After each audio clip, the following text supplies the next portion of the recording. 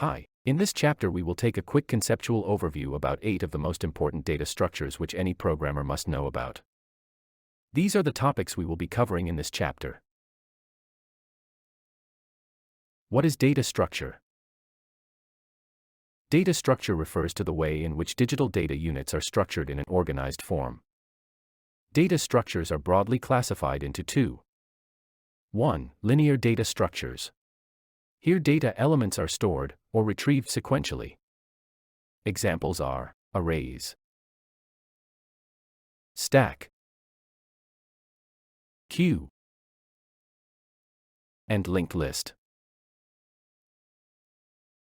2. The nonlinear data structures.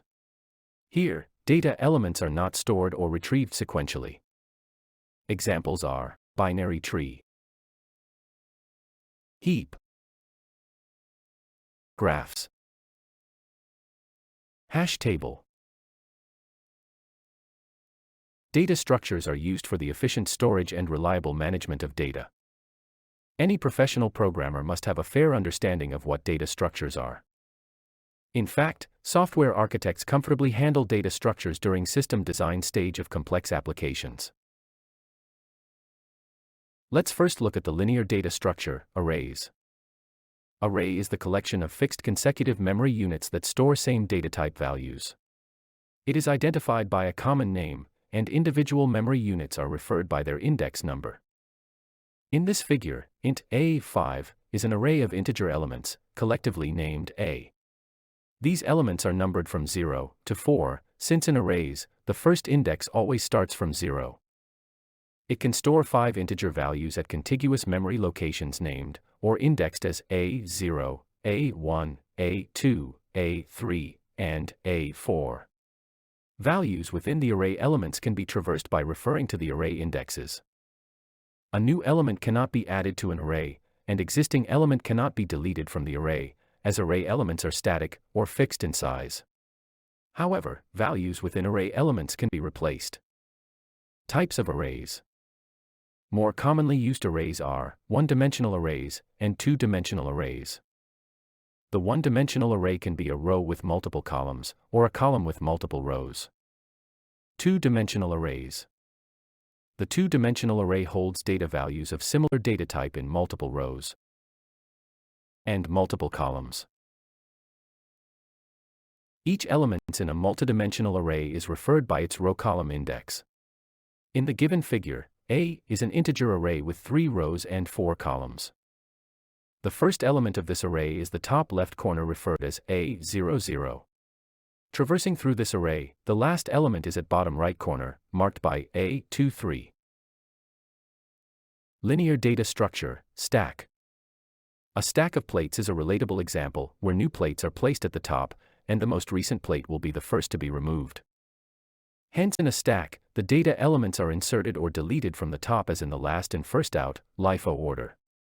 The stack operation is applied for processing recursive function calls. Adding elements to a stack is termed as push.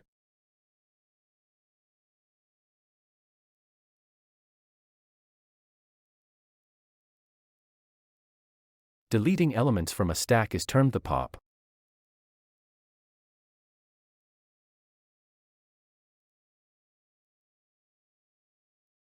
Next is the linear data structure, queue. The queue in a ticket counter is an example, where the first person entering a queue is the first to exit.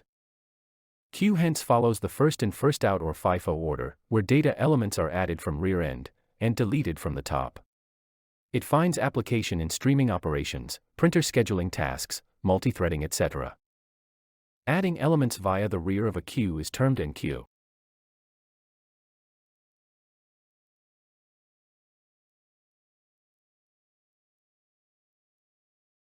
And deleting elements from front of a queue is termed dequeue.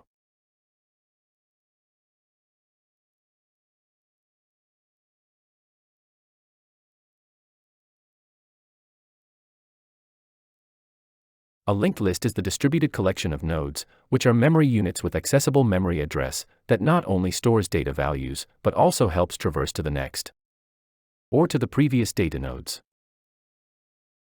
Each node carries within it a data value, and a pointer to memory address of next node.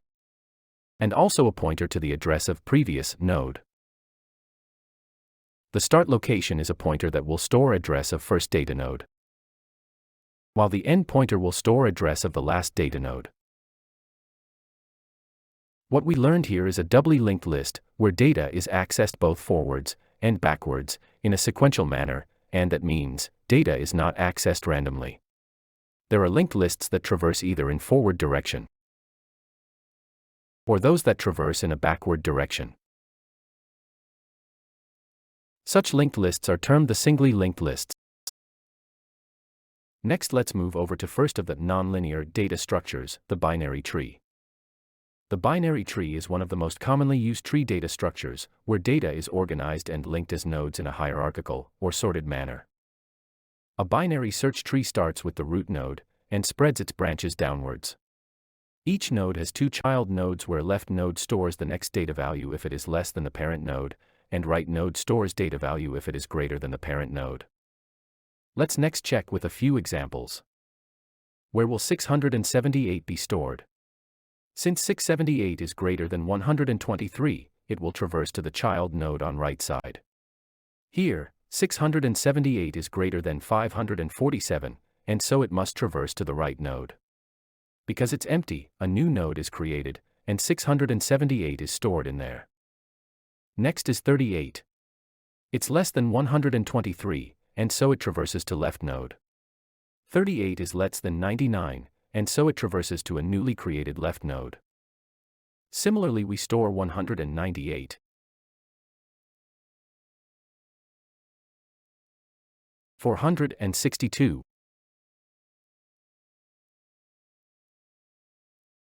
213.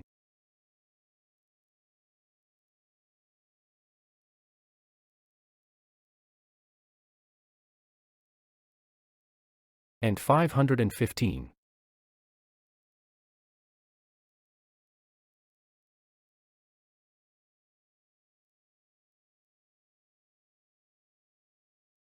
As nodes increase, it takes the form of an inverted tree with the root at top, followed by its branches, then the child nodes, or the siblings, and finally the leaves, nodes with no child. Hence it's termed the binary tree.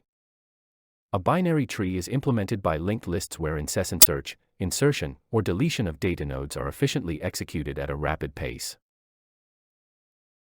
I now have here another binary tree with the given data input sequence. Let's next suppose I change the rule to traverse along the left and right nodes. The new rule goes like this. From the input sequence, 123 is the root parent node. Whatever comes next, the node will be created to the left of this parent node. As per rule, input value 99 gets stored in the left node. Now here, it's checked if this child node is less than or equal to its parent node. 99 is less than 123, and hence it stays there. Whatever comes next is stored in the vacant right node of the parent node. So 547 is stored to the right. As per rule, it's then checked if 547 is less than or equal to value in its parent node. 547 is greater than 123, and hence it replaces positions with its parent node. This level of the child nodes are complete, because in this new rule, a parent node can have only two child nodes. Once again, priority is to traverse along left node. Hence next input sequence, 678, is stored in the newly created left node. It's checked if 678 is less than or equals 99. No, it's not. So they change positions. Next 678 checks if it's less than equals its parent node. It's not. So 678 changes position with 547. Next input value 38 fills up the vacant right node. It's checked if 38 is less than or equals its parent node. It is. So there's no change in position. Next is 198. Following the sequence, it is placed in left node of the vacant right side. 198 is not less than 123 in its parent node, and they change positions. Once again 198 checks with its parent node. It's less than the parent. So now it remains there. Next number 462 is placed in the vacant right node. 462 replaces position with 198, checks with the parent node, and retains its position. This is the heap. It's also called max heap because the value in parent node is always greater than or equal to its child node. We similarly have the min heap or minimum heap, where least number comes at the top, and where the parent is always less than or equal to its child nodes. So the heap always tends to be a complete binary tree. Now you know what a heap is. Let's define it. The heap data structure is a binary tree where value of parent node is compared to that of its child nodes, and is then arranged either as maximum sequence, the max heap, or the minimum sequence, that is, min heap. In max heap, the root node will carry maximum value of the heap, and value in each parent will be greater than or equal to those of its children. In min heap, the root node will carry minimum value of the heap, and value in each parent will be lesser than or equal to those of its children. The heap is a complete binary tree, but partially ordered, and it is used in heap sort algorithm and to execute priority queues.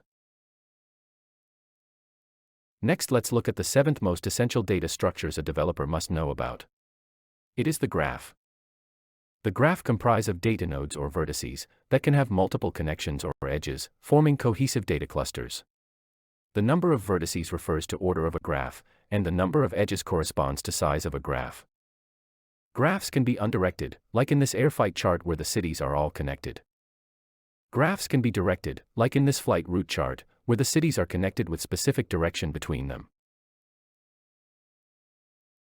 And graphs can also be weighted, like in this case where the distance between cities are properly marked. Graphs help model the nodes with modern-day real-world networks, where connections are managed by clustering algorithms that feed on data from distributed and neural networks. Hence it finds wide application in market segmentation, which undertakes grouping of huge customer data for different market segments, in social network analysis, for example, predicting friends list. Graphs also find application in server farm resources, where huge data is split and distributed for speed and safety. And so on. We will next move over to the last, and one of the most interesting, of the 8 essential data structures. The hash table. Hash tables, or hash maps, are basically unordered lists that are used to store information about key-value pairs. It comprises of 2 major parts. Number 1, a key, or reference code, which is unique, and number 2, a value, or data, where every key is mapped, or refers to a corresponding data value. Note the key-value pair in these examples.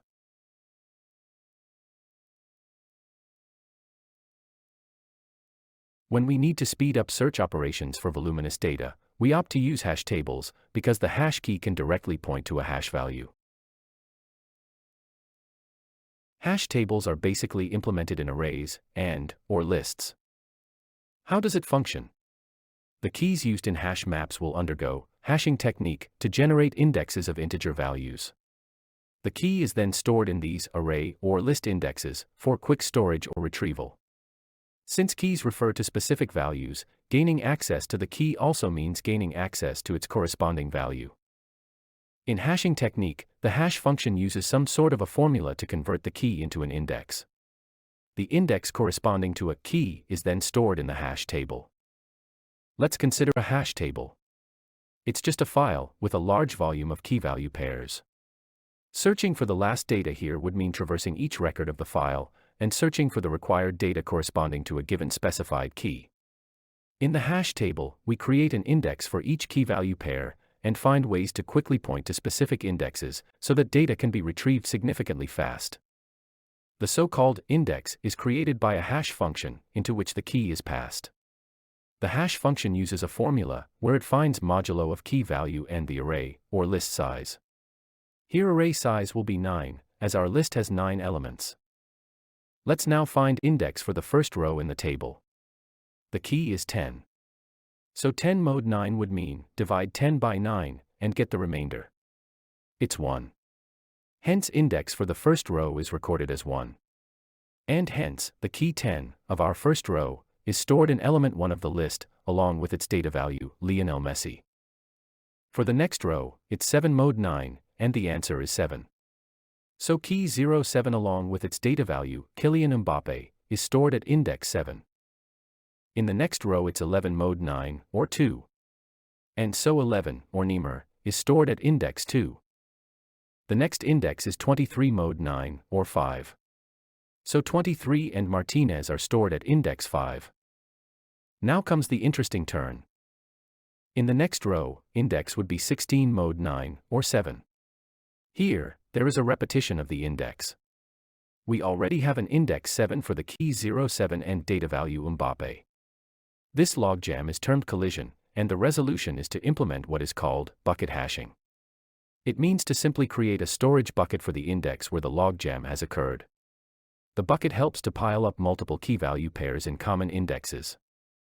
So here, the key-value pair, 16 Ronaldo, extends from index 7, and is stored in the bucket. This process is termed as chaining. Similarly, the index for next row is 19 mode 9, which is 1. Collision is resolved by creating a bucket at index 1. Chaining is done, and 19 Pele is stored at extended index 1. Next row has index 28 mode 9, or once again 1. 28 Diego Maradona is stored into the bucket at index 1. Next comes 01 Oliver Kahn with index 1. It's also chained to index 1. All key value pairs in the file are recorded likewise, and finally, the row with key 99991 also has index 1, which is again chained to the index 1 with its value, Roberto Baggio. Now consider a search operation where the last record with key 99991 is to be searched. First of all, the key is passed to the hash function, which uses the formula, and calculates the index as 1. So now you know that the key 99991 can be found in the bucket of index 1, and there's no need to search the entire table. Commonly used hash functions include the division method, which we had seen just now, the mid-square method, folding method, and multiplication method. It is easy to compute a hash table where the put, get, delete operations of key value pairs works extremely fast. I hope this session has been useful to you. Thanks and take care.